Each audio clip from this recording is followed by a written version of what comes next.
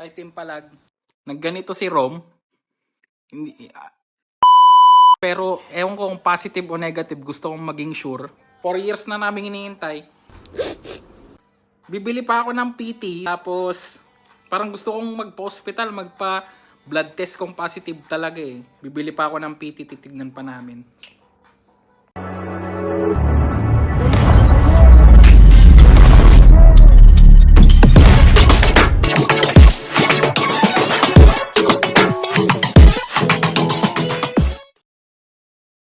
Timpalag, kinausap ko na yung hospital dito. Ang sabi, hindi na daw pwedeng magpa-pregnancy result unless emergency. Most probably, sa OPD na daw bukas ng alas 8 ng umaga.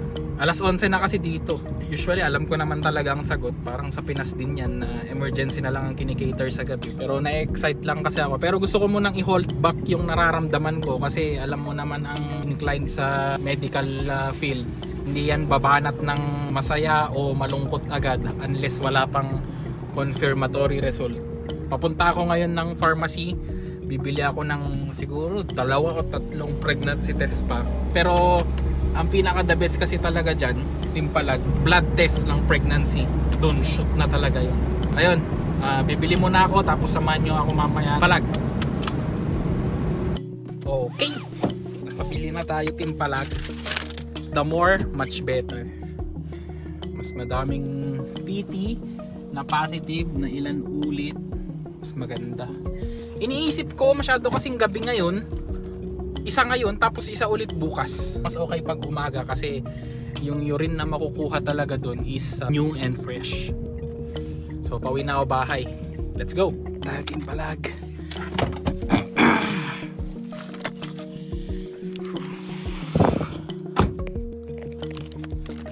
Tayo sa ating flat at bigay na natin kay Romery itong ating nabiling pregnancy test. Let's go!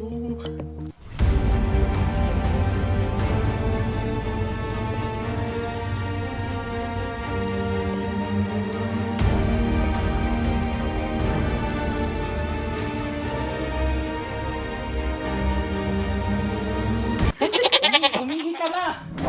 Hindi pa siya naiihi! Umihi ka na! Yung nga.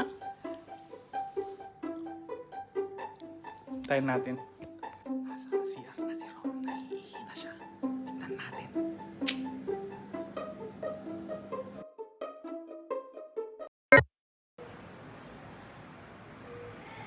So Timpalag, andito na ako sa ospital ngayon. Kukunin ko yung result ng confirmatory test na blood test ni Romery. Kanina di na ako nakapag-vlog kasi stressing yung hectic schedule sa ospital.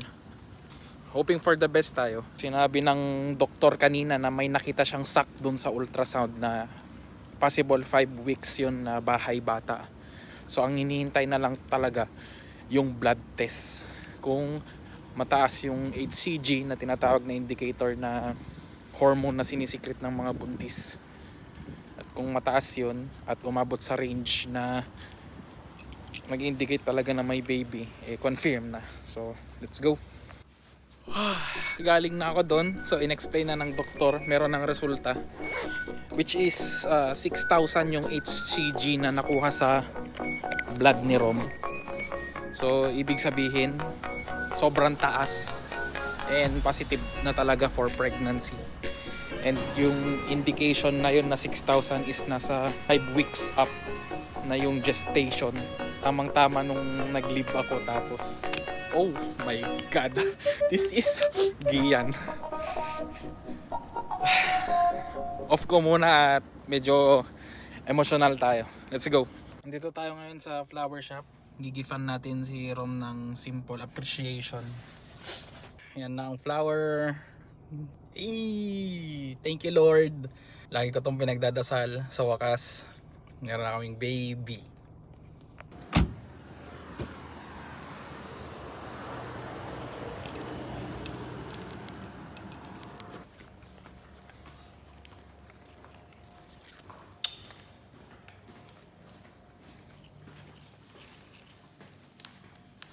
Not just my wife, but the mother of my child. Congratulations on becoming a mother. I love you.